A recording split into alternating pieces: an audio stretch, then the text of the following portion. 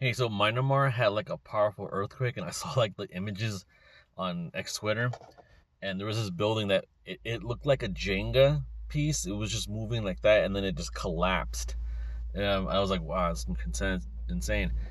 And there's like these two hotels, and they have like those infinity pools on top and the roof, and I'll see like the water just splash down, and it started moving. I was like, holy shit! So yeah, 150 people passed away, and sadly, it's a 7.7 on the Richter scale.